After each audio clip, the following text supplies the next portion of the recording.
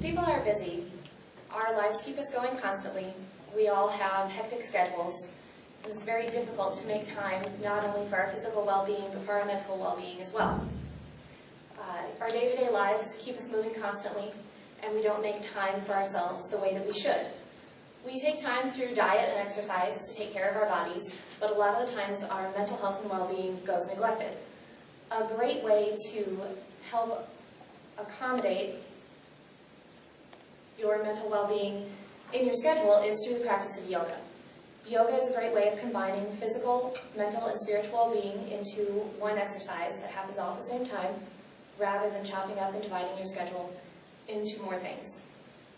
I've practiced yoga for 12 years and taught yoga for 2 years, and adding this to my schedule has helped greatly in my own personal well-being, and I feel that in the people that I've seen in my own classes and the classes I've participated in, it's helped them as well. A great way to understand more about yoga is to look at its roots through Hinduism, and you can also find many resources here in Lincoln for accessible and affordable access to yoga classes. A better way to understand more about yoga as we know it today in a modern context is to look at its Hindu roots. Hinduism originated during the Vedic period in the subcontinent of India, where it is primarily practiced there as a religion of that population, around the year 1750, according to an Encyclopedia Britannica article on Hinduism. Hinduism as we know it today in its modern context began in 1850. There are many ways in which Hinduism carries over into the modern practice of yoga. There are several different studios which focus not only on the physical aspects of that yoga offers to a person, but also what it can do for you mentally. Some of the way that they accomplish that is by incorporating aspects of the Hindu religion into the class. A great example of this is the use of words such as namaste, shanti, and the vocalization om.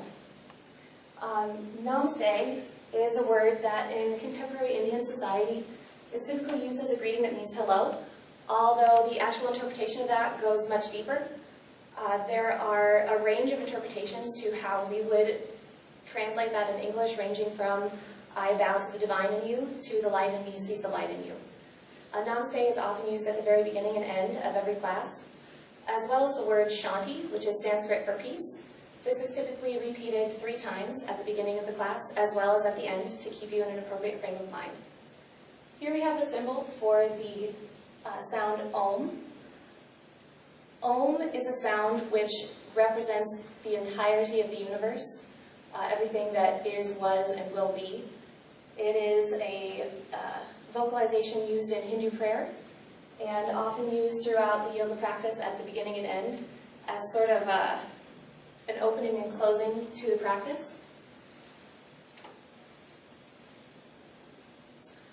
Yoga also uses Hinduism and its meditative aspects with physical movement as well.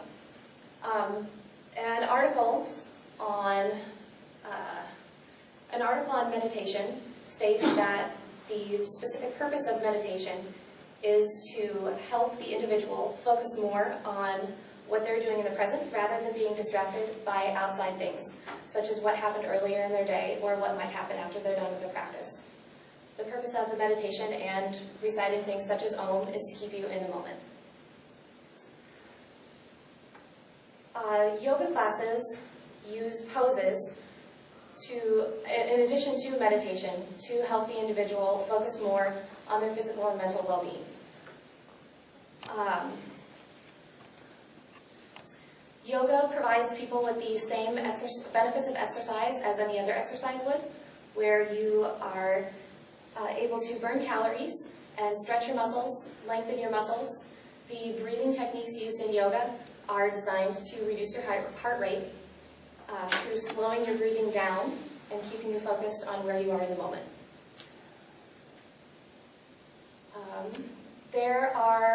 The physical ways that we use yoga are through poses. Poses are typically used in a flow and designed by the instructors to keep the students moving throughout the class rather than being stationary. They vary from class to class, and oftentimes the instructor or studio will cater the class to the specific audience, such as senior citizens who would typically practice only in a chair due to physical constraints, or small children, where you would rename the poses from their Sanskrit name to something that makes sense to a child, like turtle or superhero. Some examples of stationary poses. So poses are used for the meditative purpose of keeping the individual focused. The flow poses do that through keeping you busy and moving from one thing to the next, and keep you from thinking too long on outside experiences. Stationary poses seek to do that same thing through keeping you still and focused only on what you're doing at that exact moment, and give the individual an opportunity to focus more on their breathing and meditation. Some examples of stationary poses are Tadasana, which translates into mountain pose. You literally just stand like a mountain. And that is the purpose of the pose, to have the individuals in the class be there in that frame at that time, just standing. Another example of a stationary pose is Vrksasana, which translates into tree pose. This is another example of how classes can change, not just from group of people to people, but from person to person within the class, for how it can suit your individual needs and your own experience level. Tree pose starts out from Tadasana and has you gradually transfer your weight onto one leg. Depending on your level of experience with yoga or balance in general, or any injuries you may have, that could mean that this is your tree pose here, or just up to your calf. Or it could mean that your leg goes all the way up to your hip, crossing over like this. Or maybe you're even so balanced and focused you're able to close your eyes while standing on one leg in this pose for an extended period of time. Another example of a stationary pose is Shavasana, which translates into corpse pose. This is typically how classes end, where you just lie on your mat in peaceful rest, where you have cleared your mind throughout the practice and are ready to just lay there being and not thinking of anything, just existing in yourself. Yoga is also extremely beneficial to managing your stress. Yoga classes typically last about 60 minutes, and that gives you time to not only exercise physically, but also to decompress mentally. A recent article stated that people who are stressed out are more susceptible to illness and get sicker more easily. So decreasing stress from your life is a great way to stay healthy. You miss work less, you're a happier person, and your well-being is all around better. Another way that yoga helps you focus is through the use of mudras. Mudras are different positions with your hands. At the beginning of classes, you typically start in a seated position with your hands on your knees. Different mudras have not only different specific purposes with poses throughout the class, but they also have a general frame of mind that they put you in. So starting your class with this mudra, which is associated with knowledge, helps the individuals in the class open up their minds to the new experiences that they're going to have. Another mudra is one that's associated with earth and grounding, where it is essentially the same thing, but rather than your index finger touching your thumb, it is your ring finger. Lots of instructors will use this during changes of seasons or when it's a stressful time of the year, such as holiday shopping or tax season. Keeps you grounded. Another example of a mudra is the Namaste mudra, where your hands are touched palm to palm, held in front of your chest. This is often used along with the word namaste at the beginning and end of every session, as well as during the tree pose, which we saw earlier. Yoga is also, so all of these wonderful things that come from yoga will lead yoga studios to putting a heavy premium on access to these classes. Fortunately, there are a lot of affordable options and many local options within the Lincoln community. There are many gyms in town, such as the YMCA and Lincoln Racquet Club, which offer group classes along with their normal monthly membership dues. The wonderful thing about these classes is if you're not seeking anything more related to Hinduism or the spiritual aspects, they typically gear these towards people who are athletes or physically active in specific ways, such as running, or many gyms will also have yoga classes for women who are pregnant, and it focuses on poses that are good for prenatal exercise and safe for the expecting mother. There are several studios in town who also focus more on the spiritual aspects of the classes. These memberships are higher, but several of them have one free class a week or one free class every month.